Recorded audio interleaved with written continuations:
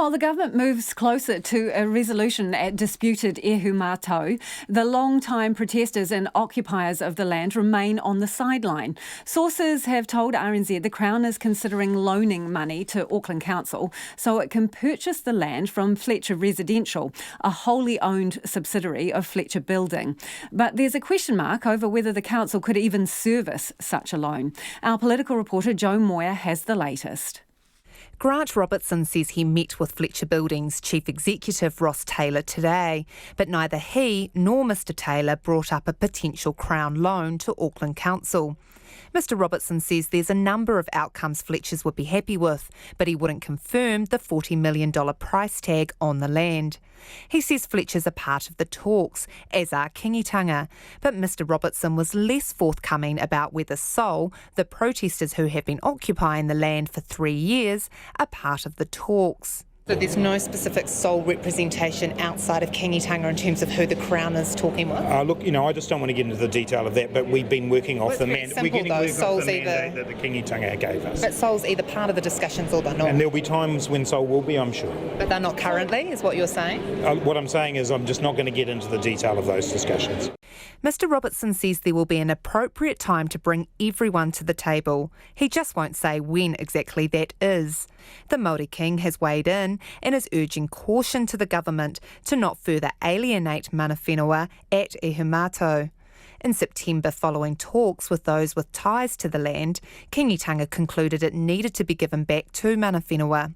Kingitanga spokesperson, Rāhui Papa, says he was surprised to hear the council might buy the land. We don't want any further step to alienate the mana whenua from the whenua, and doing these things through council processes has the potential to do that. It will be owned by the council, and that's not what the mana whenua were asking for. Mr Robertson offered this assurance to Kingitanga. All I'd say there is that we understand the position of the Kingitanga and of mana whenua. We respect that and we're trying to work towards a solution, but clearly there will be several stages in getting to a solution. So I just want to reassure Kingitanga we're still fully aware of their concerns. The Green Party co-leader, Marama Davidson, is a staunch supporter of Soul and has regularly joined them on the picket line. What I'm also very clear about is they need to be at the table helping those discussions, and I'm told that they are currently not. Labour's MP for Tamaki Makaurau, Penny Henare, says it's unclear who represents mana whenua and what consensus, if any, can be reached. We've always been clear that was one of the issues at the outset was, well, what is the mana whenua position? Are Soul the representatives of mana whenua? That's not for me to say, but of course Soul have been quite loud and quite staunch on their views, and it'll be interesting to see when a solution is offered what their view will be. Fletcher Building hasn't responded to requests for an interview, and Auckland Mayor Phil Goff declined to comment. In a statement, a spokesperson for the Mayor says the council is continuing to support the government, mana whenua and other parties throughout this negotiation process, and the council will be helpful where possible.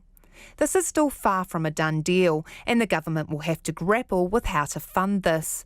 One question that remains is whether Auckland Council has the financial capacity to even service the loan, and whether another option is for the Crown to cover the whole cost. From Parliament for Checkpoint, Moir.